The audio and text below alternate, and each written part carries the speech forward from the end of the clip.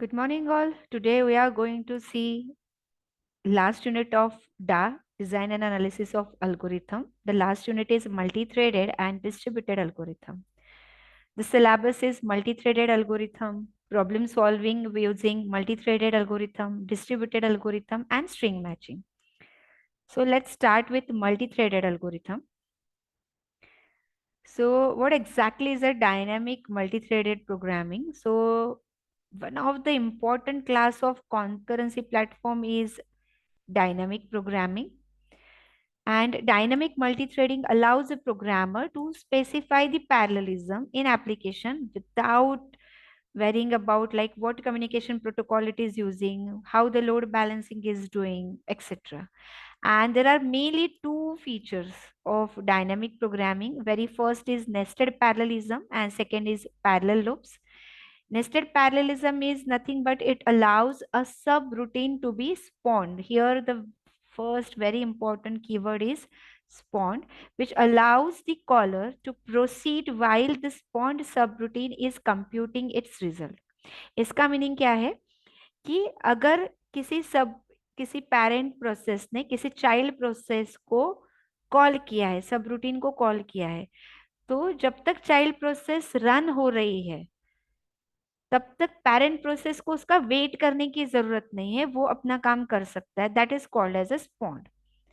And next is called as a parallel loops, second one, where parallel loops is like very ordinary for loop. जो हम programming में for loop लिखते हैं exactly वैसा ही है, खाली एक चीज इसमें एक्स्ट्रा है. That is here the iteration for the loops execute concurrently. यानी अगर हम नॉर्मल फॉर लूप देखते हैं तो उसमें जैसे for i equal to 1 to n लिखते हैं, तो आई की वैल्यू पहले 1 होगी, फिर 2 होगी, फिर 3 होगी, ये सिक्वेंस में होता है.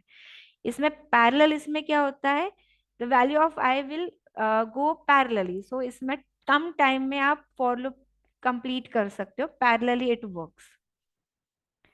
Now, exactly what is mean by spawn? Spawn, if spawn precedes a procedure call, then the procedure instance that executes the spawn, that is the parent, may continue to execute in parallel with the spawned subroutine, that is with the child, instead of waiting for the child to complete.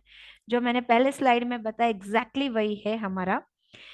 इसका meaning है अगर कोई parent process है, उसने किसी और एक process को कॉल किया है या क्रिएट किया है जिसको हम बोलते हैं चाइल्ड प्रोसेस, तो पेरेंट प्रोसेस ये कंटिन्यूअसली पैरेलली एग्जीक्यूट हो सकती है चाइल्ड प्रोसेस के साथ, instead of waiting for a child process to complete.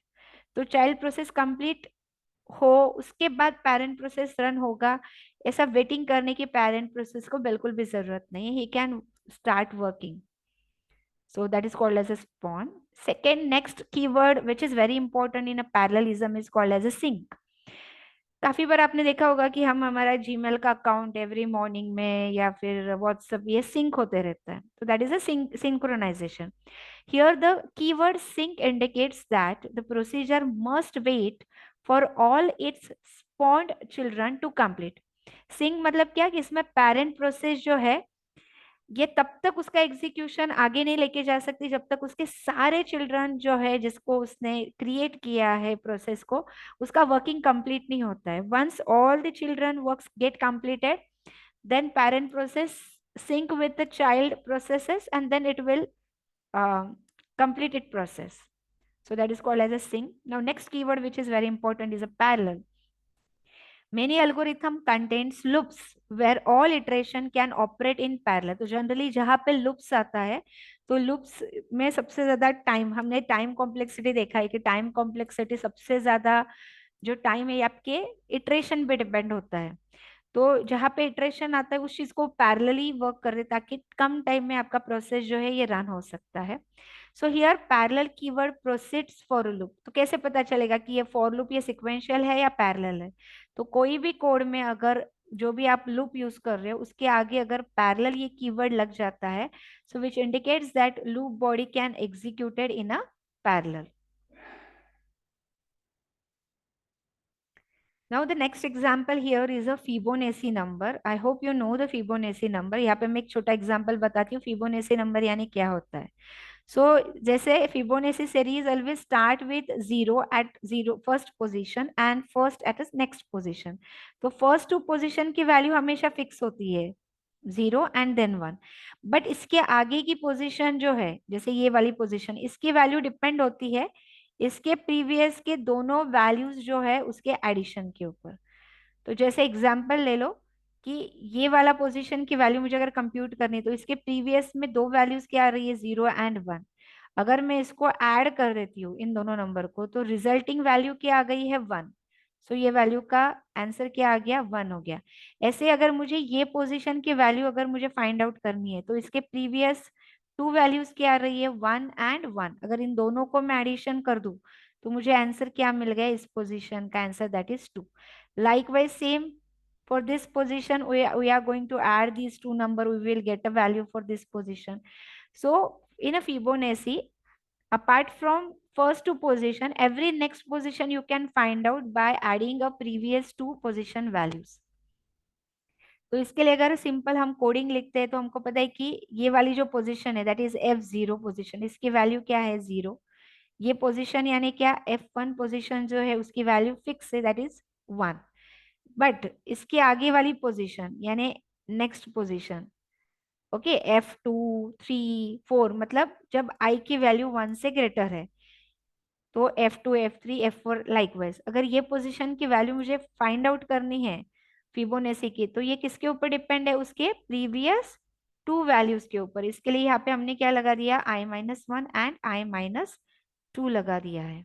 So this is a definition how the Fibonacci series work. So we will see the two examples, Fibonacci algorithm without parallel and with parallel. तो यहाँ पे ये जो example है ये क्या है, ये है विदाउट पैरेलल। तो विदाउट पैरेलल में हमने डाला है अगर n की वैल्यू टू से लेस है तो रिटर्न n। जैसे अगर n की वैल्यू जीरो है तो हमको पता है फिबोनाची सीरीज जीरो पोजीशन के लिए क्या है, जीरो ही रहने वाला है। फर्स्ट पोजीशन के लिए क्या रहता है, वन ही रहता है।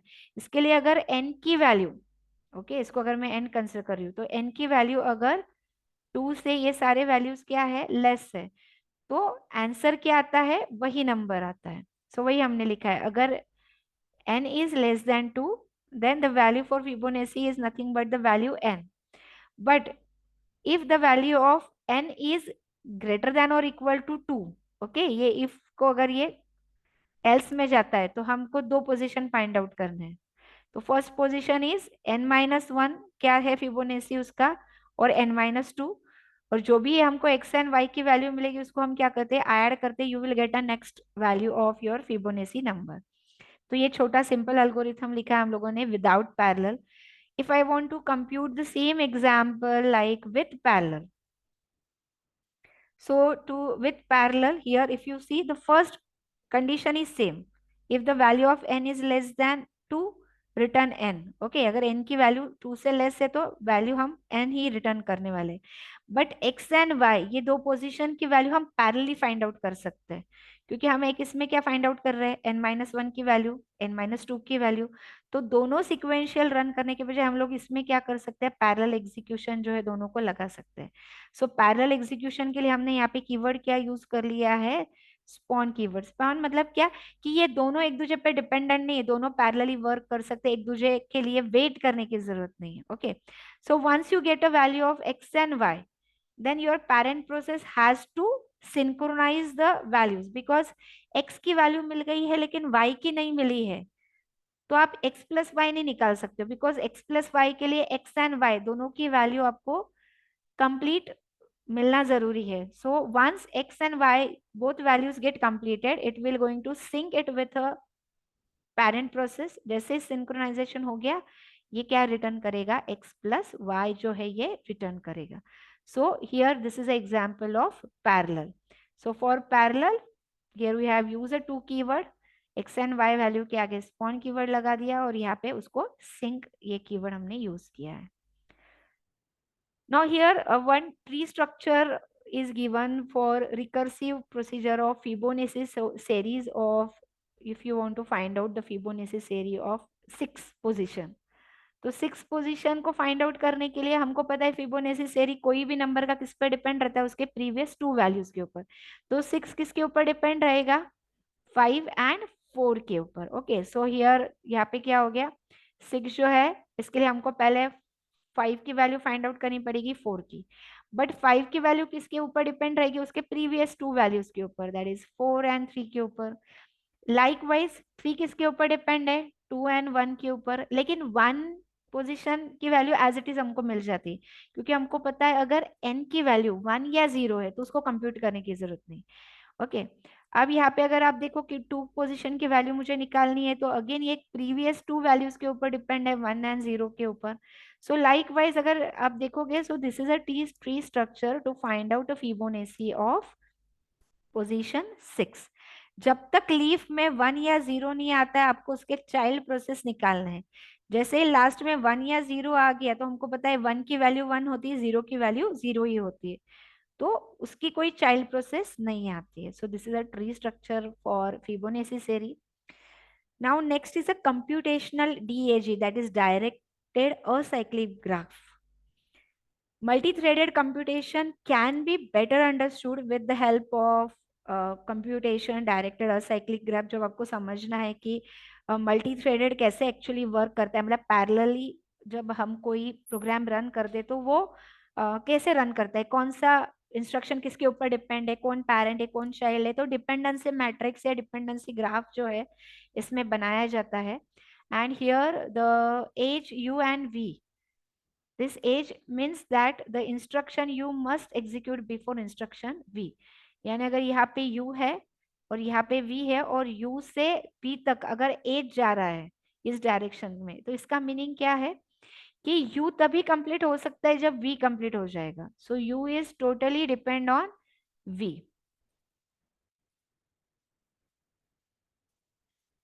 Again, while you are drawing this graph, you know the two more concept that is called as a strand and threads.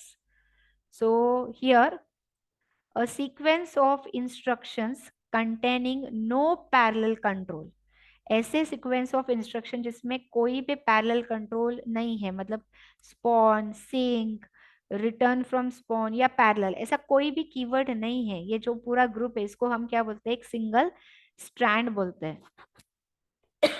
और a strand of maximal length will be called as a thread। thread मतलब क्या, कि ऐसे sequence of instruction जिसमें कोई भी parallel keyword नहीं है, इसका पूरा जो एक सीक्वेंस है मैक्सिमम लेंथ है, उस लेंथ को क्या बोला जाता है, एक थ्रेड बोला जाता है।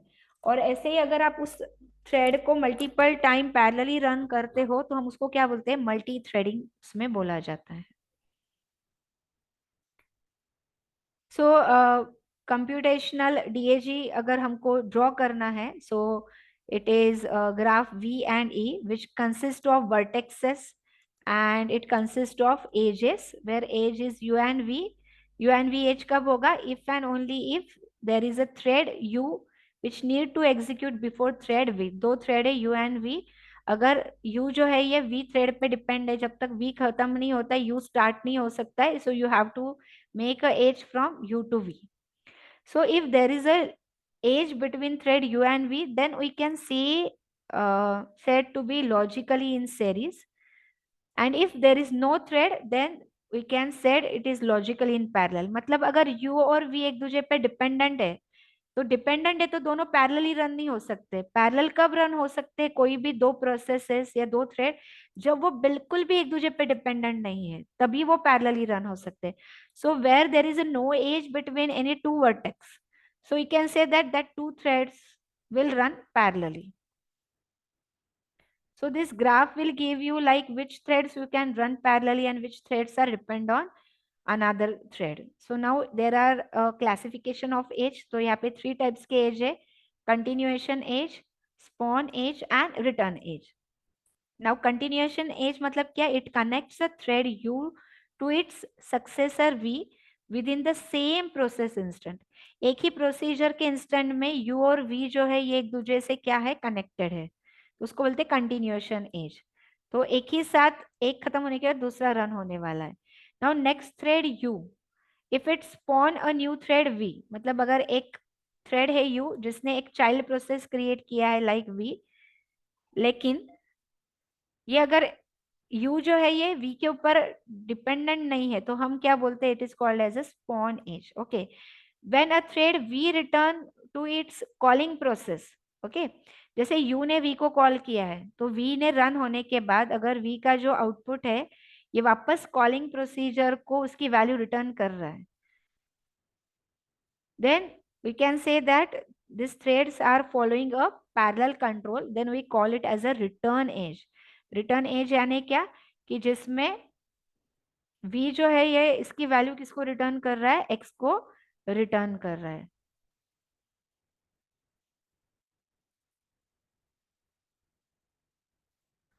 Now next example is a Fibonacci, same जो हम लोगों ने एग्जांपल देखा था। तो यहाँ पे फर्स्ट जो कंडीशन है इसका एक हमने थ्रेड बना लिया, thread A. Now X and Y ये दोनों में यहाँ पे वर्ड आ गया है स्पॉन कीवर्ड, मतलब दोनों पैरेलली चलने वाले हैं, तो इसके लिए यहाँ पे इसको बना दिया है थ्रेड बी।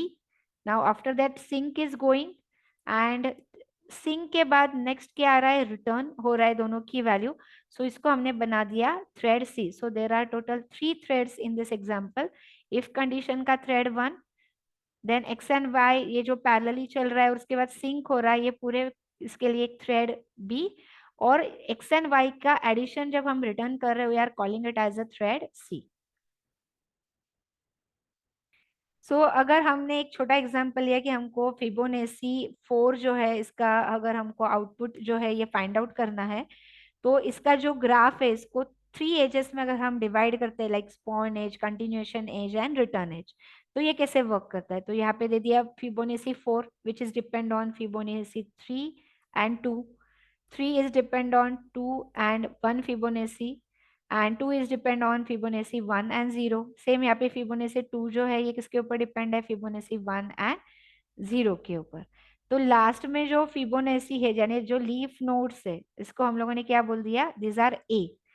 ओके, और अब सी जो है, सी की वैल्यू कब कंप्यूट हो सकती है, जब हमको इन दोनों की वैल्यू क्या मिल रही है, रिटर्न में मिल रही है। फिबोनेसी 1 की वैल्यू और 0 की वैल्यू, इन दोनों का एडिशन जो है ये किस में जा रहा है, सी में जा रहा है। जैसे अगर हम प्रीवियस एग्जांपल जो है ये वाला अगर आप देखोगे, थ्रेड सी यानी क्या, एक्स एंड वाई की एडिशन। सो सेम यहाँ पे जो थ्रेड सी है इसके लिए हमको फिबोनेसी 1 and 0 इन दोनों का एडिशन, मतलब एक्स एंड वाई का एडिशन जब होगा, इसका आंसर जो है सी में, दैट इज थ्रेड सी। और थ्रेड ए क्या कर रहा है, किसके ऊपर डिपेंड है, मतलब किसको जनरेट कर रहा है, थ्रेड बी को। थ्रेड बी किसको जनरेट कर रहा है, थ्रेड सी को जनरेट कर रहा है। सो लाइकवाइज ये जो हो गया ये आपका रिटर्न एज हो गया। यहाँ पे अगर आप देखोगे कि थ्रेड सी से, एक थ्रेड सी से जो दूसरे थ्रेड सी को जो आंसर रिटर्न हो रहा है उसको हम बोलते हैं रिटर्न एज। ए और बी ये दोनों जो है ये पैरेलली चल रहे हैं, बी और सी जो है ये पैरेलली चल रहे हैं, तो इसको हम बोलते हैं continuation edge. And spawn edge मतलब क्या, कि जिसमें ये ए और ये ए ने क्या किया है, उसकी चाइल्ड प्रोसेस को क्रिएट किया है, क्योंकि फिबोनेसी 4 is depend on Fibonacci 3 and 2। जब तक 3 और 2 की वैल्यू नहीं मिलेगी तब तक 4 कंप्लीट नहीं होगा। तो 3 और 4 को इस ए ने क्या किया है, ये दो प्रोसेस को क्रिएट किया है। सो क्रिएट किया है, इसके लिए हम इसको क्या बोलते हैं, स्पॉन एज, ऐसा इसको बोला जाता है। सो this is an example of or directed acyclic graph with threads and 3 edges, for example Fibonacci 4। So here we will end for this topic. We will continue this in our next lecture.